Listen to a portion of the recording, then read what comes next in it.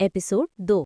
प्यारे बच्चों, पत्थर की राजकुमारी कहानी के पहले भाग में आपने देखा कि किस तरह से चारों दोस्त मानव, राहुल, वरुण और कबीर एक जादुई किताब को खोलने के बाद एक ऐसे शहर में आ जाते हैं जहां के राजा उन्हें अपनी बेटी वर्षा के बारे में बताते हैं, जो पत्थर की बन चुकी थी। चारों दोस्त अब 3 जादुई रास्तों पर चलकर जादूगरनी माया तक पहुंचने के लिए निकल चुके थे। अब आगे की कहानी सुनते हैं।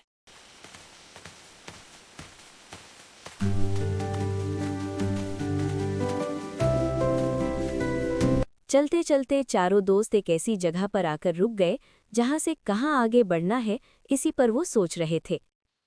हम यहाँ तक तो आ गए हैं, पर पहला जादुई रास्ता कौन सा है, ये कैसे पता चलेगा? सही कह रहे हो मानव, हमें पहला रास्ता ढूंढना होगा। यहाँ से तो 2 रास्ते जा रहे हैं। पहला जादुई रास्ता कौन सा हो सकता है? हम इस तरफ जाएं या उस तरफ? मुझे लगता है वो सुंदर फूलों वाला रास्ता जरूर जादुई रास्ता होगा। हमें उस साइड चलना चाहिए। ठीक है, उसी तरफ चलते हैं। जैसे ही चारों दोस्त उस सुंदर फूलों वाले रास्ते पर जाने लगे, रुको, कहीं हम गलती तो नहीं कर रहे? क्योंकि अगर ये जादुई रास्ता है, तो फिर वो पत्थर वाला रास्ता क्यों बनाया गया? वो भी तो कहीं जाता होगा। मानव सही कह रहा है। महाराज ने बताया था कि जादूगरनी माया तक पहुंचने के लिए हमें बहुत सारी मुसीबतें आएंगी, पर ये रास्ता तो बहुत आसान है। इस रास्ते पर चलकर तो हम आराम से दूसरे रास्ते पर पहुंच सकते हैं। आओ बच्चों, यही रास्ता जादुई रास्ता है। मैं तुम्हें ले चलता हूँ। दोस्तों, ये सब माया जादूगरनी आंटी का जादू है। इन अंकल को जरूर जादूगरनी आंटी ने भेजा होगा। नहीं नहीं, हम इस रास्ते पर नहीं जाएंगे। हम जान गए हैं जादुई रास्ता, वो सामने है। चलो हम सब उस रास्ते पर चलते हैं जहाँ की सड़क टूटी हुई है। वही जादुई रास्ता है। अचानक वो आदमी गायब हो गया और फिर चारों दोस्त उस टूटी हुई सड़क पर चल पड़े।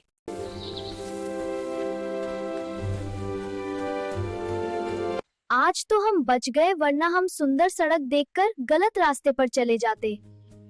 अब हमें बहुत ध्यान से चलना होगा। अभी तो ये पहला जादुई रास्ता था।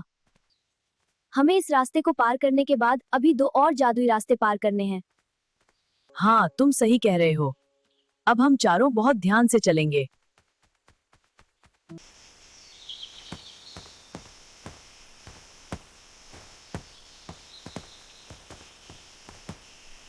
धीरे धीरे करके सब आगे बढ़ रहे थे।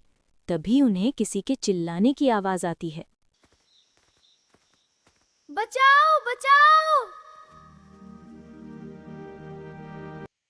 आवाज उस तरफ से आ रही है। लगता है किसी को हमारी मदद की जरूरत है। पहले रास्ते पर, पहले मदद के लिए तैयार हो जाओ दोस्तों।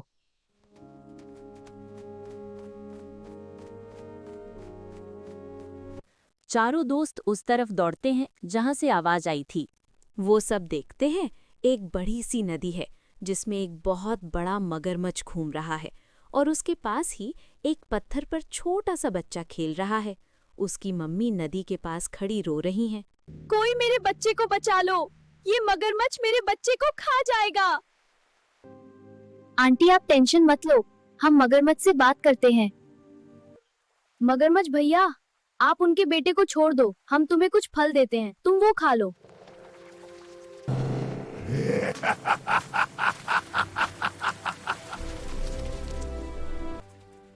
क्या मैं और फल? मैं फल नहीं खाता, मैं इंसान और जानवर खाता हूँ। अब तुम सब जाओ, मुझे बहुत तेज भूख लगी है। रुको मगरमच्छ भैया, हमारी बात तो सुनो। हम तुम्हारे फायदे की ही बात कह रहे हैं। क्यों परेशान कर रहे हो? कहा ना मुझे भूख लगी है। और कौन से फायदे की बात कर रहे हो? फायदा ये कि अगर तुम इस बच्चे को छोड़ दो, तो इसके बदले हम चारों तुम्हारा खाना बनने के लिए तैयार हैं। तुम हम चारों को खा जाओ, पर इस बच्चे को छोड़ दो। मगरमच्छ वरुण की बात सुनकर एक पल के लिए ठिठक गया। उसकी छोटी छोटी आंखें लालच से चमकने लगीं। ठीक है, मुझे तुम्हारी शर्त मंजूर है। मैं इस बच्चे को छोड़ देता हूँ, लेकिन याद रखना, जैसे ही ये बच्चा अपनी माँ के पास पहुंचेगा, तुम चारों को एक एक करके पानी में आना होगा। हम वादा करते हैं, हम भागेंगे नहीं। पहले बच्चे को सुरक्षित किनारे पर आने दो। मगरमच्छ धीरे से हट गया, अपने बच्चे को उठाया और सुरक्षित जगह पर चली गई। चारों दोस्त नदी के किनारे खड़े थे। जैसे ही मगरमच्छ अपना बड़ा सा मुंह खोलकर आगे बढ़ा, तभी एक चमत्कार हुआ। नदी का पानी जोर जोर से हिलने लगा और मगरमच्छ की जगह वहां से सुनहरी रोशनी निकली। देखते ही देखते मगरमच्छ गायब हो गया और उसकी जगह एक सुंदर जलपरी प्रकट हुई। साहसी बच्चों, डरो मत। मैं मगरमच्छ नहीं हूँ, बल्कि इस पहले रास्ते की रक्षक हूँ। मैं तुम्हारी परीक्षा ले रही थी। क्या तुम दूसरों की जान बचाने के लिए खुद का बलिदान दे सकते हो या नहीं? मैं यही देख रही थी और तुम इस परीक्षा में सफल हुए। तो क्या वो बच्चा और उसकी माँ भी जादू का हिस्सा थे? हाँ, ये सब मेरा ही जादू था। तुमने साबित कर दिया कि तुम्हारे दिल पत्थर के नहीं, बल्कि सोने के हैं। तुम जैसे बहादुर बच्चे ही राजकुमारी वर्षा को बचा सकते हैं।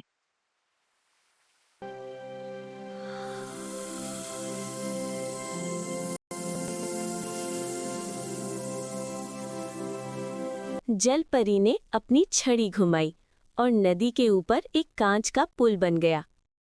ये पुल तुम्हें दूसरे जादुई रास्ते की ओर ले जाएगा, लेकिन याद रखना, आगे का रास्ता और भी कठिन होगा।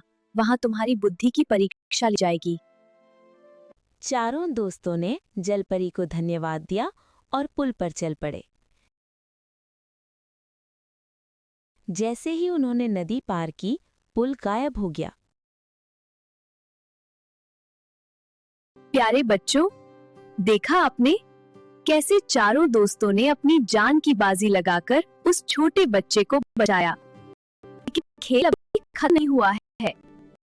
अभी तो जादुई रास्ता ही है।